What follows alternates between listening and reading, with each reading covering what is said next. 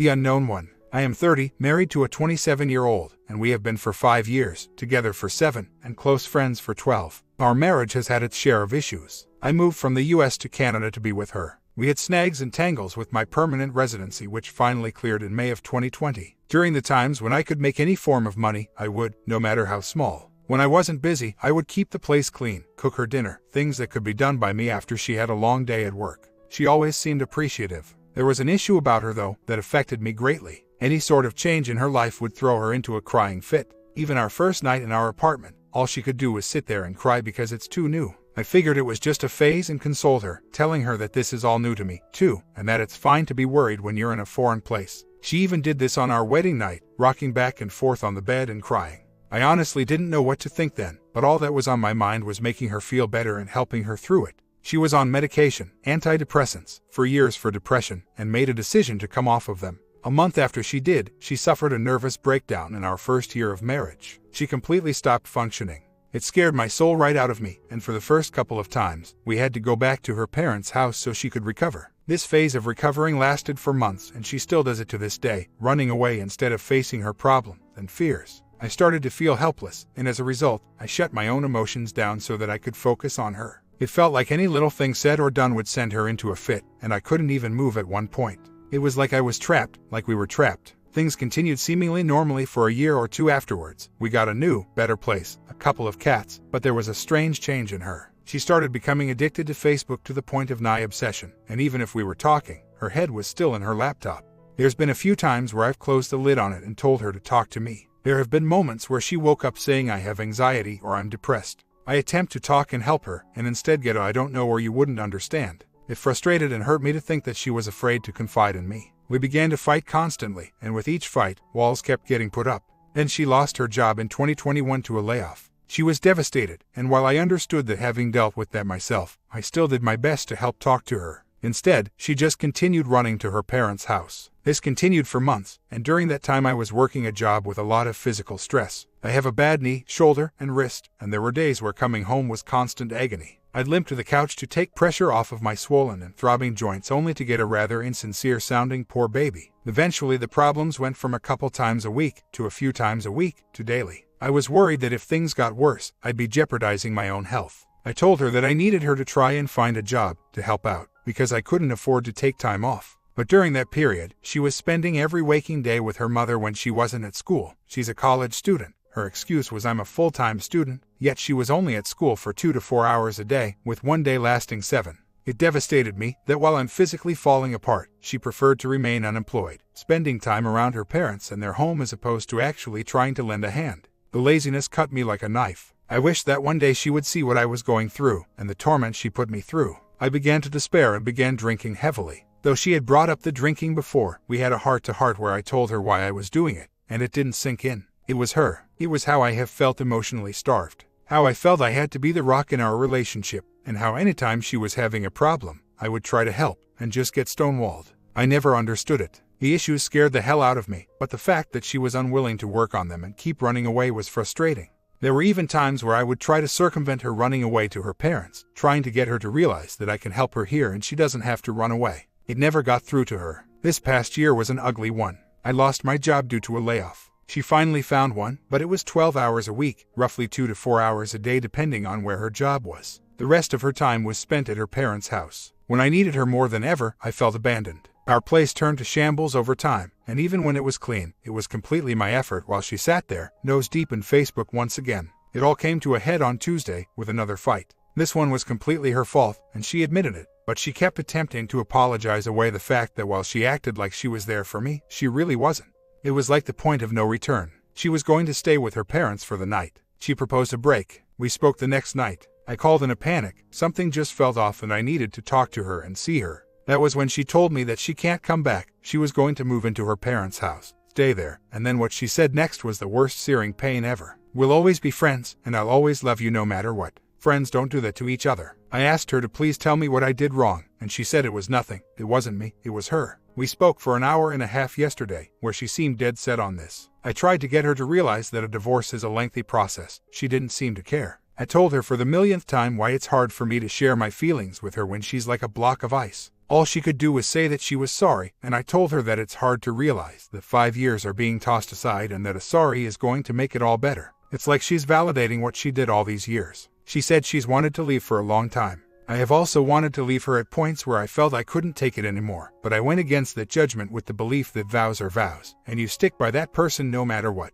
I proposed counseling, and I also made the point that what she's doing affects 2 people, and she said back, no, this decision affects 1 person. That person being the only person she seemingly really did care about, herself. She also mentioned that she was going to find her identity and that she needs to learn how to live on her own, which is odd, considering that she's done this for 5 years. She also told me that she's doing this because of what she did to me and she doesn't want it to happen to anybody else in her life in the future. She said that she is going to see a counselor herself, but I don't know what it will accomplish. She has been through relationship counseling herself with her ex-fiancé years ago and told me that she hated it because, in her words, the counselor said it was all my fault and took his side. She doesn't seem to want to go to marriage counseling, something that has been brought up in the past to where I avoided it because I felt that our problems were fixable with some trust and communication. Instead, things just broke down further. I'm numb. The person who said I was her soulmate is seemingly tossing me away without a second thought or want to fix things. Every problem in our relationship has been fixable, and I honestly think it's that fear of change that kept doing it for her. I made the conscious decision to join AA for my own sake. She said she is going to Al-Anon.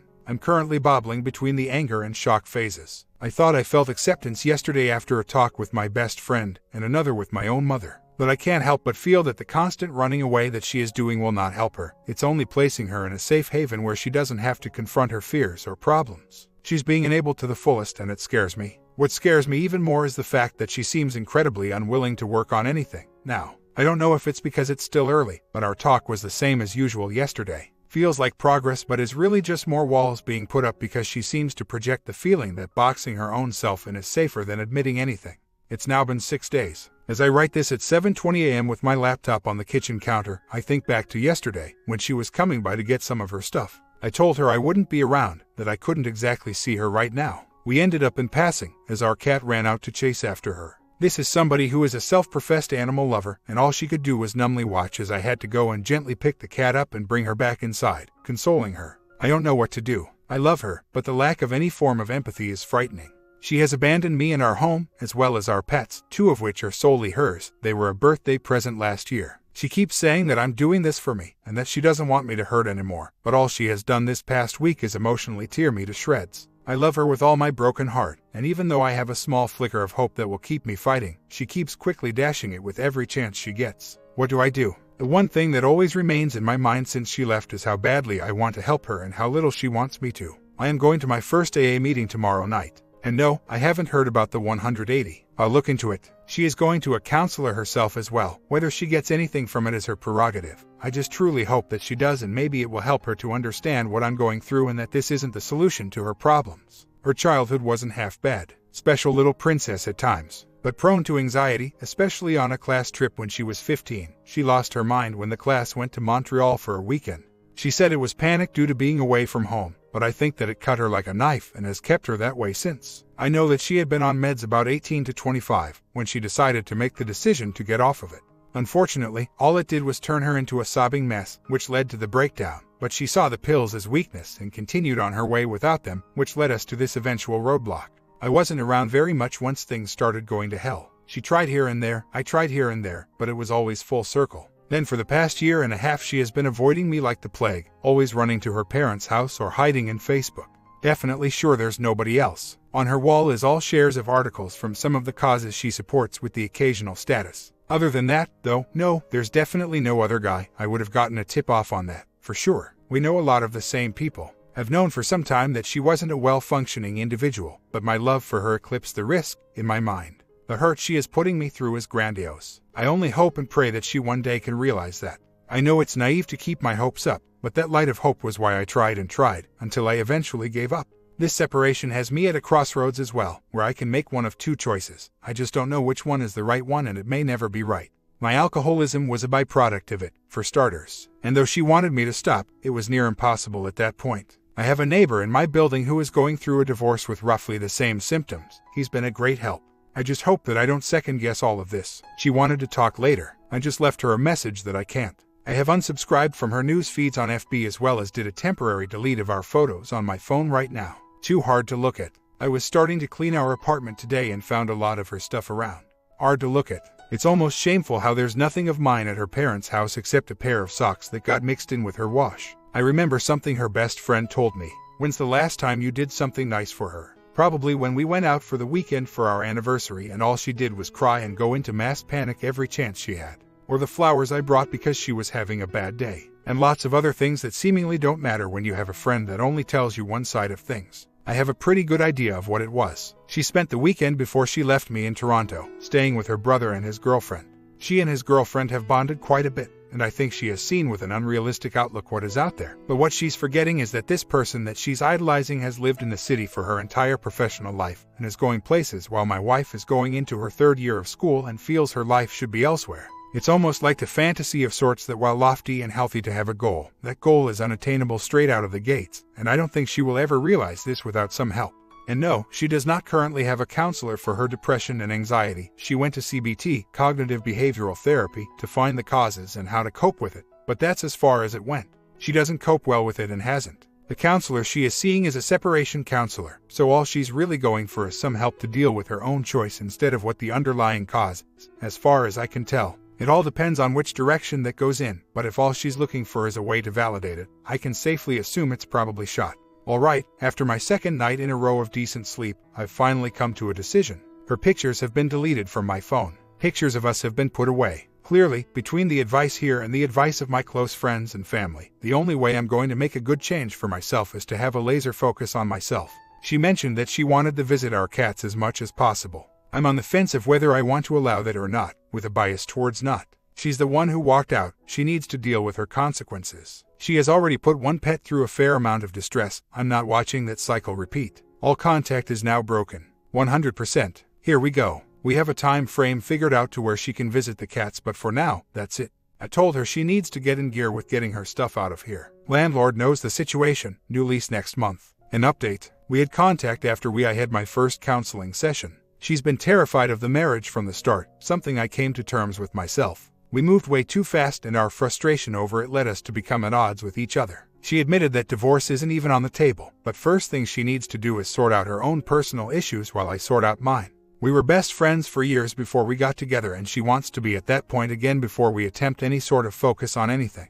As she put it, a year is a long time and anything can change. She also got out of the relationship because we really were starting to hate each other. She admitted that running away wasn't the best choice, but she knows that in order for the two of us to heal we need to do it on our own terms. I do want her friendship more than anything, and she wants mine. We're working on that together. We agreed to let go of the relationship and what happened, and that we don't hold anything that happened against each other. In that moment, I let go of a lot of the resentment and frustration and realized that in order to gain my own drive back, I need to focus on myself. In order for her to gain her own drive back, she needs to focus on herself. The talks we've had this week are interesting, to say the least. We seem a lot more open to each other, even if it's slightly awkward right now. That awkwardness will eventually melt away. I'm not keeping my hopes up and neither is she. But what we are doing is what's best for us and nobody else, and what's best for us is to rebuild the strongest friendship either of us had before we focus on anything else. We're splitting the cost of taking care of the cats, and she can visit them anytime she wants as long as she asks first. It's a unique situation that may seem weird, but we're a couple of unique people who are used to beating the odds.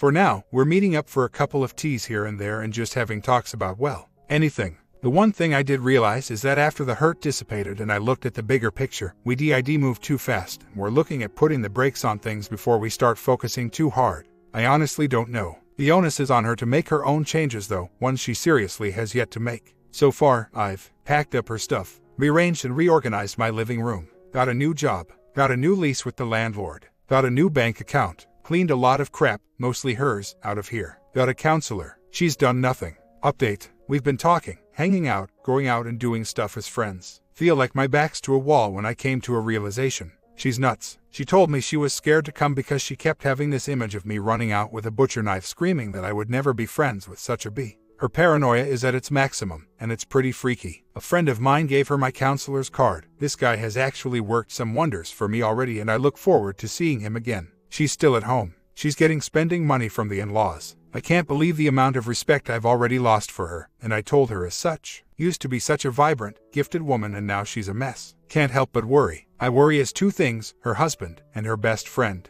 MIL wants her to go to hypnotherapy, and even then, she's skeptical it'll work. If she's not willing 100% to better herself, what good is this separation going to do for her? I'm focused on myself, but I can't help but be concerned. It's almost like she's deluded herself into thinking that she's alright for years to the point where she believes it. I know nothing can force her and she only has control over herself, but still, wouldn't be a good friend if I wasn't very, very concerned. Ideas. He wants to be as amicable as possible, but I don't know how she really thinks that she can just go to this point as fast as she is, even if she said she wants to take it slow. If the hypnotherapy fails, she's going to have a rude awakening when she has to go to real counseling. I had it out with her on Monday briefly during a talk, where I told her that this whole situation was a joke. I was especially hurt by her saying that she wasn't changing her address for college reasons. I told her that she didn't even consider how I would have felt when she said that, and instead just went ahead and did it. I think she's starting to realize that my reemergence and my will to alpha up is making me less of her dormant, and it may be scaring her. It may sound slightly sadistic, but it's strangely satisfying. After some research, it turns out that it's a hallucination and all of her symptoms point to severe manic depression. I spoke with my MIL earlier this week. She said that my wife never even told her why we separated, and in fact, she doesn't tell them anything. I'm starting to see more and more that she left because she mentally snapped and remained untreated of her own will. I know that I should run for the hills, but I also know that she's an ex-cutter, self-mutilation, and does so because she feels that she can't talk to anybody. I'm actually worried for her life, and even though everybody tells me that this isn't my problem anymore, I can't sit back and enable her to do this to herself. I'm not being delusional nor am I in denial. But she's becoming less and less of a person every day, and I understand that she needs to hit rock bottom before she wakes up and does something. But I have a feeling that the day will never come. I love her with all my heart, even if she refuses to see it. Has anybody else gone through this? Her issues have taken a serious toll on me, no matter how much I try to ignore them. We're NC, though I do speak with my in-laws, they are still family, regardless of what she thinks of this situation, and their concern is starting to spike, too. We're now up to 3 weeks. It will be a month next Thursday. She was supposed to come by this weekend to pick up 2 pets that she left behind when we separated, the ones I've been taking care of. Since we have separated, I have quit drinking, started exercising, went on antidepressants. I see a counselor. I weighed over 230 at the beginning of the year. I'm now 178. She's noticed the drastic physical change already. One of the things she has told me is that it's none of my business where she is or what she does, which is fine. Until today, I went out for a walk to cool my head off and get her out of my head. She sent me a text saying that she got cat food, it's her week, and was going to come by soon. I didn't respond. She sent me another text saying that she didn't know where I was. No response there. She then calls. No response. I ignored her ringtone. Come back to the building to find her outside, and she asks me where I was, to where I replied, you don't need to know where I am. She then asks me the $1,000,000 question. What's wrong? Is she serious? What's wrong? I know the 180 is difficult, but I need to do it, because this has quickly degenerated into a game. My first step today was putting my foot down and not giving her my whereabouts. This is so one-sided it actually is making me physically ill. Just found this out. She not only called and texted repeatedly and didn't get a response, but she also then texted my friend and asked about my whereabouts. I also find out that she stopped by my work to ask where I was. What the hell? She wants me out of her life so that she can live her own life, and she does this? Oh man, the hardest part is that I'm seriously trying to emotionally detach for my own good. The one thing I found out about her now more than ever is that she just seems like a jerk that just uses people whenever she wants and wants to be there for people to feed her own ego. Now that I'm emotionally starving her out of a response, it seems to be seriously throwing her off. Well, I just took some positive steps for myself today. I am now 1 month sober, a former alcoholic with zero interest in ever touching a drop again. I decided to take things one step further. For starters, Facebook. Facebook really had a hand in strangling my marriage. My WS is constantly addicted to the stupid games and spends countless hours on it. Instead of picking up a phone or showing up attempting to contact, she tries to use Facebook. As a result of her addiction, I decided to remove the website from my life. And to be honest, there's another reason why I did this, besides her. It's simple, really. The past 30 days have really helped me to better myself spiritually, emotionally, and physically. But one thing I had to relearn was how to trust my friends. My real friends, living, breathing people that I can see, touch, talk to, and hear. I don't need a social media network to do that. I don't need likes and shares to feel validated. I feel like I took a pretty big step. It concerns her, but it also concerns me more. I never liked the site or what it does to people. People constantly talk about it, even go so far as to request Facebook info from people they just met as opposed to exchanging numbers or agreeing to meet up at another time and place. It's made life too convenient, and its convenience has seemingly made people everywhere forget how to truly enjoy life instead of advertising their lives online. The 180 has seemed to throw us both into a tizzy. When I 180, it drives her into a panic. When she 180 seconds, I pretend to not care, but it grates at me, too. The past few platonic dates that we've had together have been refreshing. We talk more, we don't argue or fight, we're happy. She was the one who said that a strong friendship is the base of a relationship. I'm not really one for taking it at face value, but it sure has me thinking. To top it off, she told me that she doesn't want me to hold out for her. But you can just see something on her face. I finally had to play my ace and said, if I went out and got a girlfriend, could you handle it? She had no response. We're still relatively awkward around each other, but when we start talking, it gets really deep. These are the kind of talks that we had before we got together. I know it's only been 1 month, but between the meds, the counseling, she actually made a pretty interesting statement. You've changed so much for the better. I want to change too. She also noticed that I've gotten new clothes, mostly polo shirts. I'm dressing nicer for my own self-esteem, and said to me, I always thought you looked great in polo shirts. She's been buying new clothes as well, but certain new things she wears at times when we're going to see each other. It seems like the two of us are suddenly in a hard-to-get phase, though neither she nor I are willing to admit it. The air has started to clear around us, as well as forgiveness and apologies for what has gone wrong.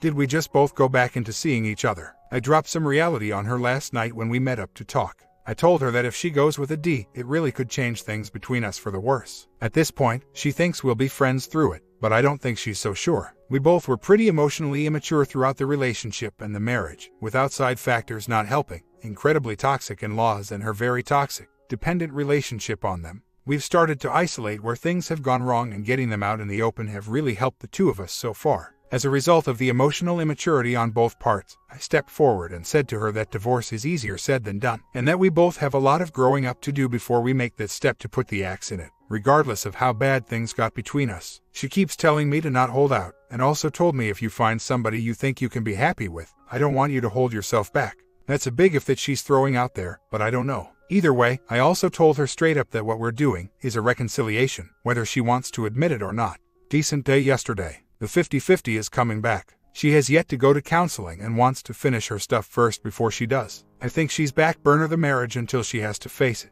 though I warned her that this isn't something that will just go away. She told me not to overthink it. She now said that a divorce is just a piece of paper and shouldn't change anything. Somehow, I have a feeling that she has no idea what she just started. Been talking to my new friend, also recently separated, but incredibly bitter about this, and he has a lot of negativity. I personally think she has some major false optimism and will wake up to face reality one day. The time we do spend together has been good so far. We'll continue, hopefully, and here it goes. She finally admitted she doesn't know if she wants the divorce or not. The indecision is in. She said she doesn't want to hope that things work out, either. The negativity is pretty crushing, but there's some positivity there, too. Between us, we now set out some clear-cut rules. 1. No talk about other people. 2. No talking about the divorce. 3. This is no longer a 1-year separation. This is however long it takes to come to a decision. 4. Seeing each other on a regular basis as usual, as well as a 50-50 compromise on the cats. 5. We're not ex, we are still married. Reality versus fantasy. Here goes nothing.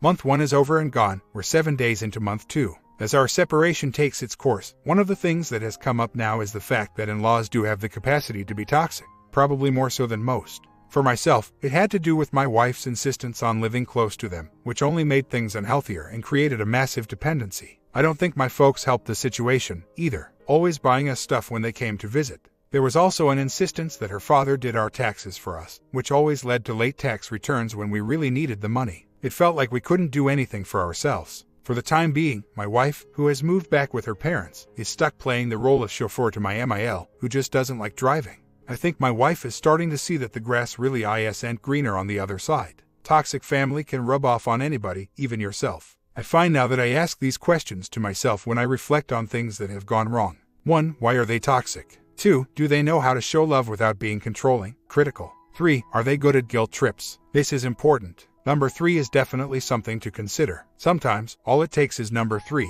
Once their toxic guilt for whatever they've gone wrong in life rubs off on you, it forcibly becomes yours, and it's not worth having. I hope this helps anybody who is in my situation, and I'm quite sure that I'm not the first. In putting a stop to it, a friend contacted her out of the blue claiming how much he's changed, has told her that he has cut sugary food out of his diet, now confides in her his relationship problems. He's unhappy. She's high on herself that his girlfriend sees her as a threat. They talk constantly. Even if we aren't together anymore, my BS meter is maxed. This sleazebag cut her out of his life and wants back in now that he's unhappy with his Part of what I learned about growing up, and trust me, I've had a lot to learn in a short amount of time so far, is that taking a risk to stand up for what you believe in is a risk worth taking. I'm telling her today what it is, and why this is a bad idea. It's her life, her choices, her mistakes, and I get that. But part of being a true friend is telling the truth. This guy has no respect for his longtime girlfriend, who told him that if he keeps contacting her, she'll break up with him. He won't have any respect for her. I know I should be focusing on myself, and I am. Because I want to be able to sleep at night knowing that I was true to myself. It hurts, but it has to be done. I'm moving back home from Canada to the US. I don't think she saw this coming. I told her yesterday to her face why. Neither of us can move forward like this. I told her if she feels this is beyond repair, then I can't stay here. She was my reason for coming here. That reason is gone, and everything is a reminder right now. I can't heal. I can't deal. We found a lot of wrongs in the past month and a half. Wrongs on both ends. We both do have a lot of growing up to do. But nothing prepared me for hearing this. Me, I want you to know that when you said you had dreams, I didn't want a hand in. That was never true. Her, I know. But all the jobs are in Toronto, and you didn't want to live there. Me, just because I didn't want to live somewhere doesn't mean that I didn't support you. We even talked about moving to Hamilton. It would have been a happy medium. Her, it would have been a happy medium, except that it was me commuting to Toronto for a career and you commuting here for a job. Ouch. Me, that job put food in your stomach, kept a roof over our heads. I did what I had to do to survive. After a long pause, she said, I'm sorry. I told her that I'm unhappy here. My family is back home in the US. My heart was breaking as I told her this. I said to her that I sacrificed so much for her, to leave my family and friends behind and start a new life with her. I even went as far as to put my own dreams on hold for her so that she could finish school before I started. And it's like instead of appreciating that fact, I got kicked while I was down. Her reaction to my news wasn't exactly surprising. She lost it, broke down crying hard. But she said that I deserve a chance to be happy. I told her that if she does find somebody else, that I hope they love her as much as I do. And we kissed. I'm moving back home next Friday. It's probably permanent. But I told her that I'd love to visit here sometime. She seemed to agree. I told her I wanted my first trip back up here to be for her college graduation, to which she responded, Do you think that's too soon? Too soon. A big, important milestone for her. Why wouldn't I want to be there? Anybody with some thoughts on that statement, please feel free to enlighten me. Either way, I've truly let go. I will always love her. She will always love me. Maybe we'll find each other again. Who knows? My comment, I'm sorry bro. If you want a shot with her, you absolutely have to move, go completely NC, and build your own life. Her additional comment about your job and her career certainly puts you in your place as well. That kind of crap has to be completely wiped away before any true partnership develops. Try to forget you know her. Next move, if any, belongs to her. Part 2 ending coming in the afternoon after I finish a breakfast outside. See you in a bit.